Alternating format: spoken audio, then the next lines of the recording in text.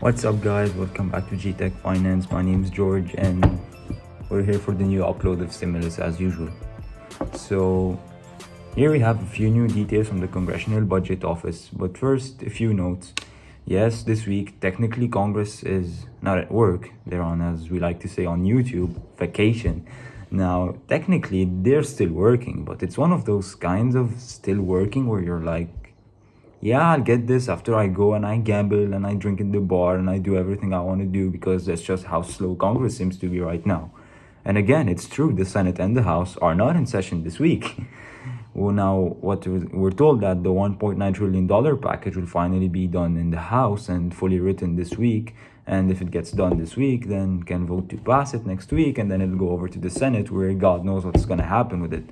Now, I did a video breaking down the time frame for the next stimulus package. I'll link that down below so you could watch that after this video. But for now, here are some other things to note. Joe Biden is now pushing for automatic stabilizers again. This is something that currently doesn't exist in the stimulus package.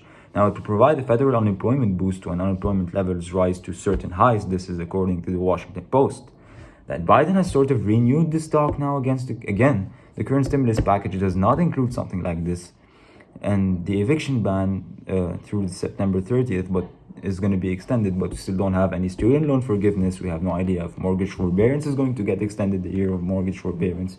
All of that expires at the end of March, so we'll see what kind of cliffs we run into it. And it seems like it's not even being dealt with right now. Biden is also redefining bipartisanship. He says he's supposed to be bipartisan, and that's his goal, but now rather than saying let's be bipartisan in Congress, he's saying let's just be bipartisan with what are their name again? Yes, Republican mayors and governors. Look at all. The Republican mayors and governors who support this, who are also getting billions of dollars in bailouts. And politics at its best. That's all we have to say. They're playing politics at its finest. Now, I'm not going to go through all of this about the Congressional Budget Office because it's kind of long and it's going to take some time. So here's a look at the Congressional Office. I cannot show it to you, unfortunately, because I still don't know how to show you what's happening in it. But yeah, I'm going to tell you what's happening, what's kind of happening. So unemployment benefits are, so the House says the Means Committee they're talking about expanding unemployment benefits to the 29th. It's kind of useful though to actually finally see this in writing because so many people are like, what about this? What about that? And let's just read quickly. And then we're going to talk about stimulus checks and some other things. So people who receive unemployment compensation benefits, trade, readjustment, and short-term compensation, etc. It's a big chunk of benefits.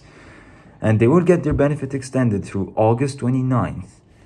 And you'll get an extra $400 every week. So that'll get extended plus the additional $400 per week. Under current law, people in these programs receiving $300 are receiving $300 per week, and it says additionally here people who receive at least $5,000 in self-employment income in the most recent tax year and receive unemployment benefits other than so basic if you get state unemployment benefits, but you had $5,000 of self-employment income, you might be eligible for an additional $100 per week. So check onto that, and says there is legislation that would extend the add-on through August 29th. So check into this if you haven't got the bonus $100 yet. If you're self-employed, there are restrictions in terms of how much you need to make to be able to qualify, but check that because you will never say no to free money. An extra $100 boost every week from 50 weeks to 74 weeks. So yeah, and it's kind of nuts. So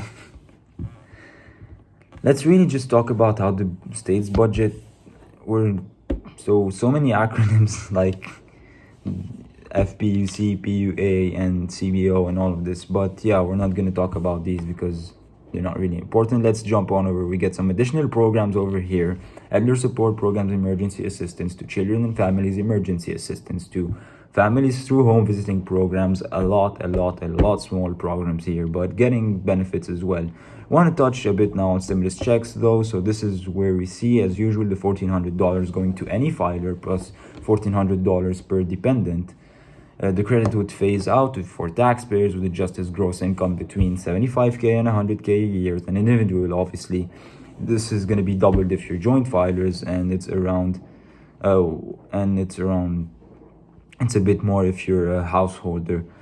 Now, if you see that your income has gone up in 2020, you can just give your tax returns of 2019 that are a bit lower, and you'll eventually be eligible and you can still claim that credit. And take a look at this. They say here, taxpayers who are eligible for 2021 tax credits that are less than their advance payments. In other words, if you got a full stimulus check, but when you file your taxes, you're technically not eligible for the check anymore because your income went up, you would not be required to repay the difference. It's a big deal right there. But also, dependent filers would not be eligible, and they're going to need a social security number that would be required for eligibility for filers and their dependents. That's different from what we saw on the $600 bill when they mixed status families and that were eligible, and there was even this retroactive movement for them. So this here is different. This says you have to have a social security number, and we've also got some information here on the child tax credit. It's just worth noting that $3,000 for children 6 to 17 or $3,600 for under 6. Just remember that this tax credit is an increase from $2,000, so you're not getting like this full brand new tax credit, right? It's an increase from $2,000. And it also looked to be in the earned income tax credit. So I always like to write down notes, like the next time I go to my CPA or something. Actually, no, forget it. That's nothing. But there are people, when they go to their CPA, they're actually going to do this. So forget about it. But anyway, take a look at this. I thought this line was here pretty interesting. Amount of credit that would be increased for taxpayer with no qualifying children and eligibility for the credit. It's expanded to higher income taxpayers and certain childless taxpayers who are younger than 65 or, I'm sorry, actually younger than 25 or older than 65, so retired.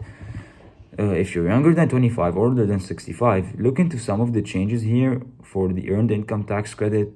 Dependent care assistance going up to 50%, $4,000 for one dependent, up to $8,000 for 2 or more dependents. Some big changes here. Education and labor also had their Congressional Budget Office document come out. Obviously, they're spending almost $300 billion here on education and labor, but one of the things that I thought was really, really interesting is they're supposed to be super non-partisan, not talking sides. And look, nobody doesn't take sides better than I do, because I don't think sides are... I'm just trying to be... I just try and report what I see. I stay as neutral as possible. And let's find... We're almost trying to find this kind of detailed information. I try to read between the lines a little bit if I can. Sometimes it's just dumb luck. But yeah, I'm gonna link down below the previous video if you want to see the time frames there again. And I think it's gonna be enough for today. And if you appreciated the video, hit the like button, subscribe to the channel. It would be massively great and it will help us a lot. And hope to see you next time.